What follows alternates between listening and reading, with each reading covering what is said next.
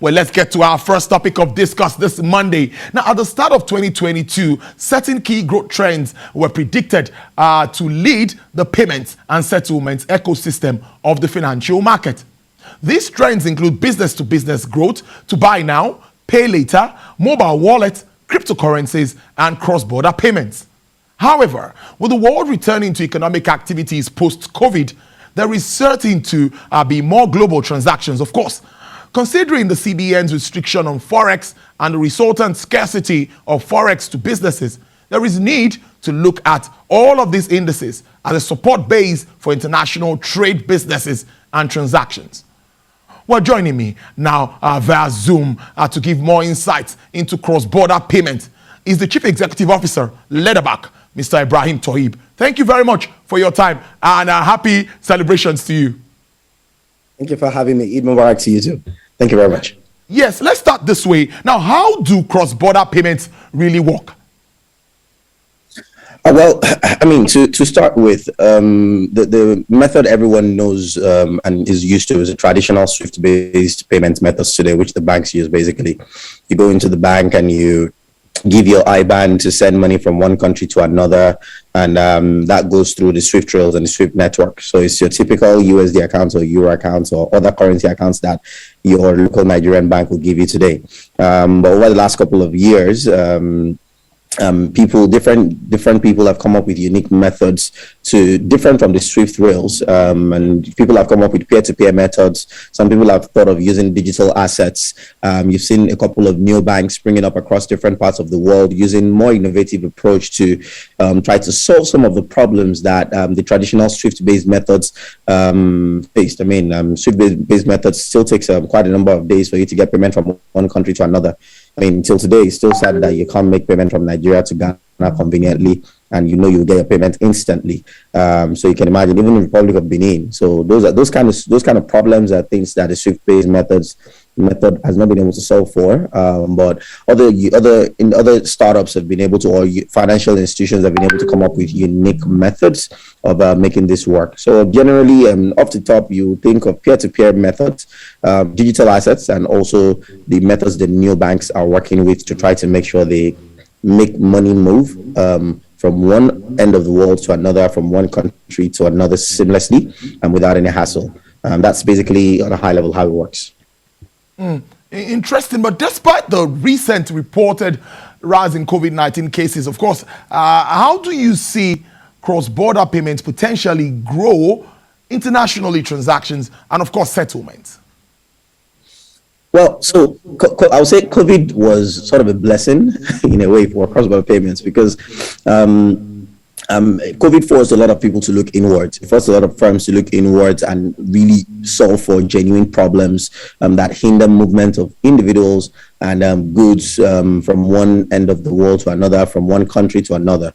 Basically, I mean, people had to come up with very unique and innovative solutions to enable cross-border transactions.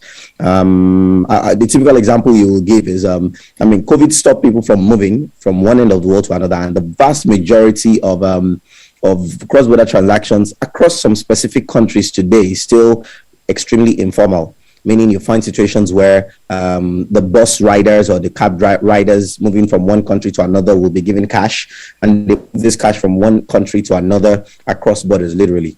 And that you find that thriving in some parts of Southern Africa and even some parts of Western Africa here. And those methods had to stop because of the COVID restrictions, and people had to come up with unique methods to actually drive businesses. You'll find that the remittance numbers during COVID did not actually dip. To a large extent, it actually went up, and that's because many unique solutions had to be developed, which brought in most of the informal cross-border transactions into the formal sector, and there was more data for startups to be able to calculate and see what the traction was. And basically, with those kind of innovations, the fundamental, coincidentally, Leatherback was also founded during the COVID period, and we had to drive and strive to come up with very unique solutions to ensure that once you get on the platform, you're able to move money from one end of the world to another seamlessly without any hassle. So I think COVID actually pushed. I mean, COVID added to the exponential growth of international transactions and settlements, and we're just seeing the beginning. Really, we're literally just scratching the surface.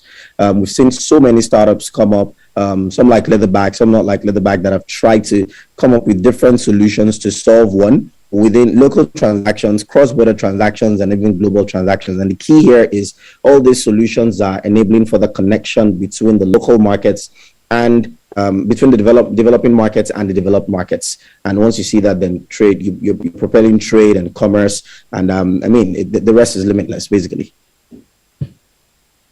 Then now, what solutions could cross-border payments potentially bring? Can we highlight some of it? Well, I mean, so payments generally is always the bedrock of everything.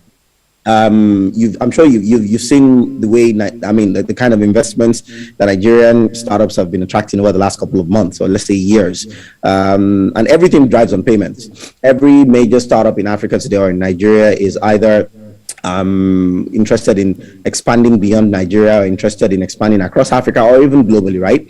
And the only reason why any of these firms can make claim to this, or can claim to want to do this, is largely because those hindrances they faced have been taken away by most of these cross-border payment solutions that we have out here today. If you're on the Leatherback platform today, you don't need to go to the UK to be able to start operating your business locally. You can do that locally from Nigeria here. You can get everything set up. You literally do not need to go all the way, book your ticket, get down there, get lawyers and other things or set up your tax solutions and accounting solutions to start figuring out how to operate business in the UK, right? And if Leatherback is able to give businesses that kind of foundation to work, you can imagine what's going to happen. I mean, we've seen solutions around the logistics space, the e-commerce space, health technology, investment technology, insurtech, transport and mobility. We've seen so many solutions ramp up and get introduced into the market, largely because of the unique solutions that cross-border payments are introducing. Now businesses can conveniently say, I'm operating in Nigeria, but I want to extend my services to people in Ghana, because I can conveniently collect my money in Ghana and also move my money from Ghana to wherever I'm operating to be able to thrive globally. And this also supports the after deal across multiple African countries, which is supposed to promote trade and commerce across African businesses. Across African countries. So cross-border payments is really the bedrock for everything to move seamlessly and for us to have economic prosperity across Africa. It's just, like I said, it's just the beginning of we're just seeing the beginning of the potentials to come. Well, we know that Leatherback is also a cross-border payment platform, of course, and reports indicate that the platform recently raised a pre-seed capital of $10 million. Well, as an industry player, now tell me, how exactly is Leatherback fitting into the whole cross-border payment movement? Tell us about that. Well, again, like I mentioned this briefly earlier. I mean, I'm just going to elaborate a bit now. What Leatherback does is we create opportunities. We enable people. We enable individuals and businesses to explore limitless global possibilities. We're not just a payments firm. Payments is just a tool that we give to people to see that they can actually do a lot more than just operate within the corners of Balogun market or in Alaba market. Basically, they can conveniently sell, or they can aspire to sell to someone in Johannesburg or to someone in Dar es Salaam. And that unfortunately, with the kind of what you're exposed to, I mean, we say something like Leatherback, that what you see every day is what determines how you operate. And when you wake in the morning, because you can send money from Mr. A to Mr. B locally, limits your scope as to how you can also operate your business, because you think you can only collect money from Mr. B, who's your neighbor or who's within the same state as you.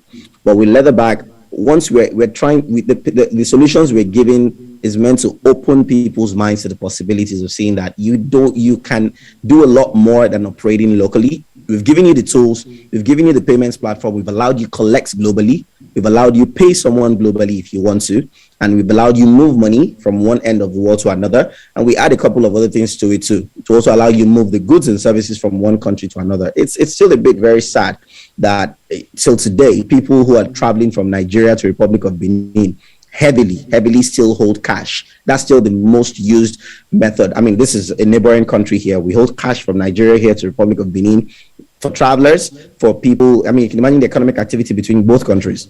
Those are the little things that Leatherback is solving. With your Leatherback application in your platform, you do not, or even your cards, you do not need to think about money or payments at all. And once you don't need to think about that, that means at the beginning when you're setting up your business, you don't need to think local. You can think global from the beginning, from scale. And that basically is what we're preaching at Leatherback. I mean, we offer businesses and individuals global payments collection solutions that enables them collect payments locally and make payments locally and add all the extra things to everything the businesses need to grow: invoicing, payroll, tax management, budget management solutions, multi-currency cards, basically giving you that global digital neo banking experience, which is the ultimate tool in connecting frontier markets to the developed markets. And once that happens, like we always say, the possibilities are limitless. And so we're giving the average Nigerian the reason, or the average Nigerian entrepreneur or the average Nigerian multinational, we're taking away all the immense difficulties they face when they want to access basic financial solutions. And these are basic things that will allow them compete globally and explore the potentials they have. Great stuff. But let me follow up. Interesting conversation, I must tell you. But who is the cross-border payment movement targeted at? And of course, what value is it bringing to the individuals and businesses that it is targeting? So SMEs largely. I mean, the SME space in Nigeria has been growing rapidly over the last couple of years. I mean, COVID also enabled a lot of people explore more options. I mean, you have lots of people who sell and buy on Instagram regularly, on Facebook, on Twitter. I mean, TikTok is growing rapidly, and you find most of these SMEs doing a lot more. You find even the traders in the informal sector switching a lot more to selling and buying through all the various channels, digital channels available. I mean, the cross-border payment movement is really targeted at this set of people. If you're an SME, if you're a business, and you are looking to your major problems or some of the hindrances you face, even locally in Nigeria, are things around how to collect payments. You'll be surprised at the fact that in some of the markets we have in Nigeria today, the major hindrance they have in collecting payments is because there isn't always mobile network anywhere, anytime you're in the market. So for you to make digital transfer from one bank account to another, it's still a lot hard. Hence the reason why you find digital agency banks are now, there are tons of them in the market who provide people with cash so they can pay locally in the markets. These little things are things that still make it hard for businesses to thrive and grow. And from local payments to the cross-border movement of things, it's targeted largely at businesses who need to collect through all the various methods, QR cards, whatever methods, and also who need to collect globally through all the various methods, pay by bank, pay with accounts, also cards. Processing international cards can also be very, very difficult and tricky for some of these platforms too. Onto all those online platforms that regularly need to promote businesses, and e-commerce platforms too. Those are people that payment solutions generally are targeted at. But for cross-border payments, if you're a Nigerian SME or you're an African SME or individual who at any point in time have any aspect of your life that involves making payments outside your local jurisdiction, then this is targeted at you. It's as easy as you needing to make payments for your Netflix subscription, or for your Azure subscription, or Microsoft Cloud, or Azure Cloud subscription, or your Google Suite subscription. Little things like that. Those are things that still hinder businesses from growing.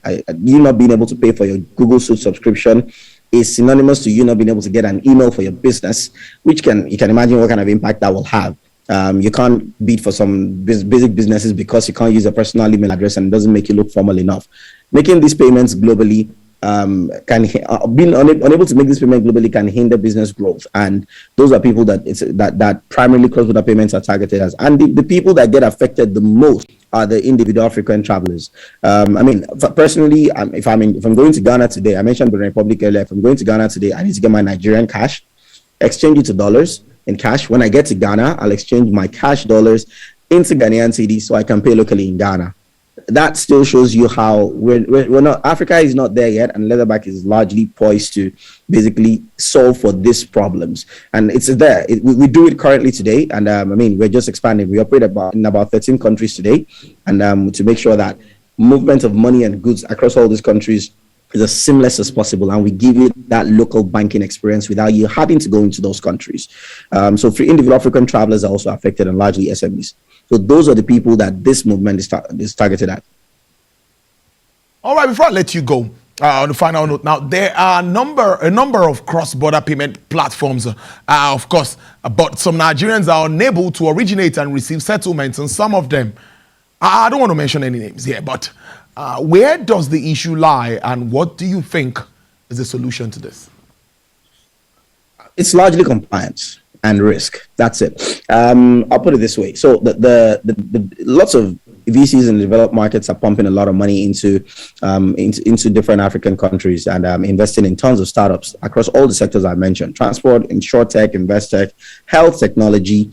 I mean, one of my mentors will say that Africa was where China was about 50 years ago, and the truth is, it can only get better. So the foundation now needs to be laid to make sure that all those commerce driving sectors are built off the payment rails that everyone is that startups are developing today, startups Leatherback are developing today. And hinging on this is compliance and risk. Now, this VCs or these investors, most of them are investing a lot of money in Africa, but unfortunately, the global financial systems are still not catching up with the realities of operating a business locally in Africa. Which means to make payment from Nigeria to China or from Nigeria to the US is still very hard, or from Ghana to the US, because Nigeria and Ghana are categorized as high-risk countries.